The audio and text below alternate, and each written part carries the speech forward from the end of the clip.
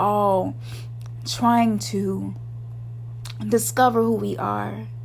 We are all desiring to be a better version of ourselves, right?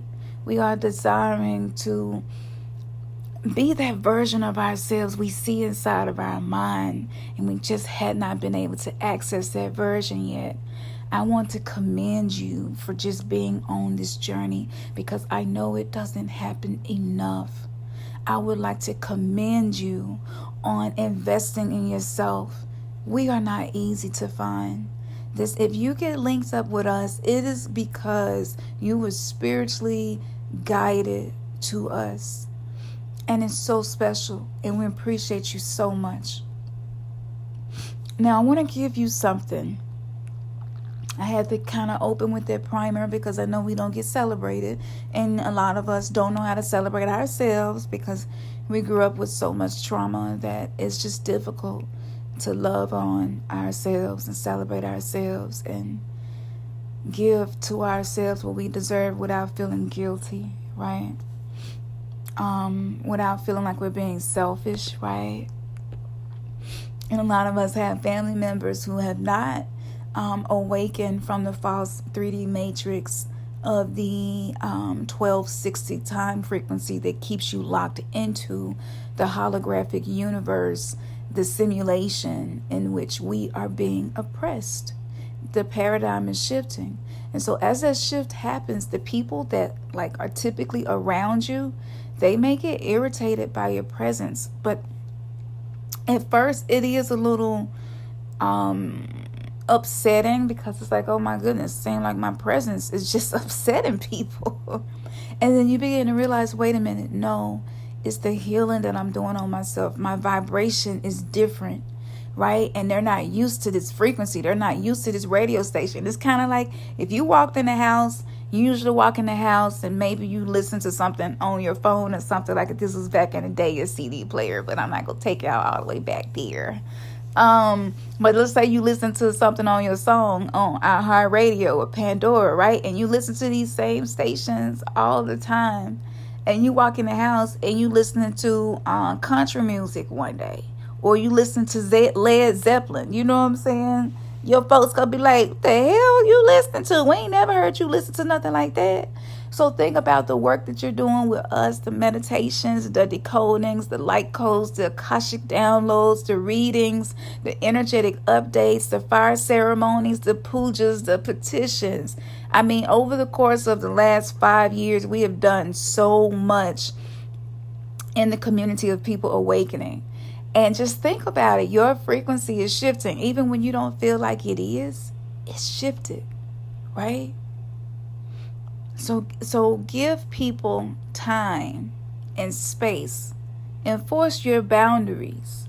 Ward your mind and your energetic field, because you have made an investment in yourself. So you're not going to let that investment get thrown away just because somebody is upset with you or maybe not liking the person that you become. Like, that's totally okay. It's okay. You don't have to like the person that I'm becoming. It's no pressure, right? This is the attitude you have within yourself. Like, it's no pressure. You don't have to like me.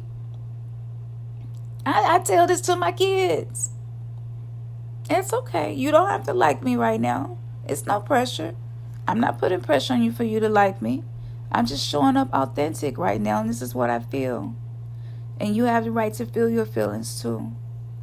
That is the mark of a truly spiritual person. Do this one thing.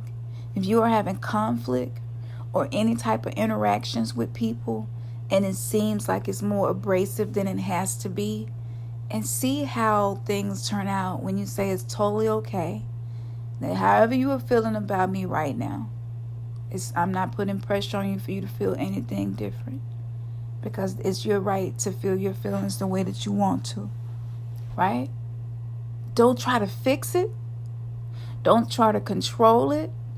Just letting go and learning how to depressurize situations.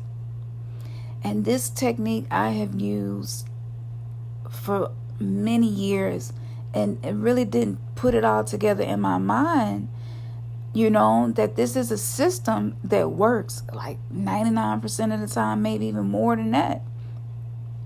because I practice depressurizing situations, not using my coping mechanisms of people pleasing and being nice and trying to do everything that people ask me to do and never saying no. And whenever somebody need money, even if it's my last, I give it to them. Like, I used to do that a lot. I used to pride myself on that. Now I pride myself on saying no, saying perhaps, saying maybe later, and saying things like it's no pressure.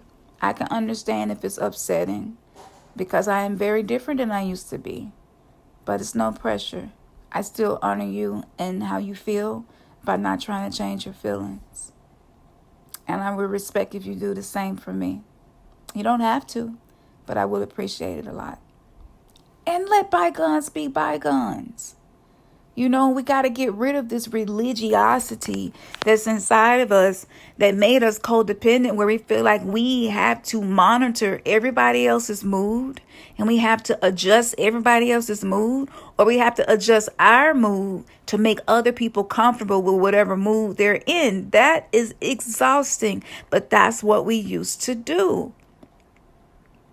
And even in the consciousness and spiritual community with the love and light, it is the exact same thing as toxic positivity. It doesn't allow people to feel their feelings. And you actually find yourself being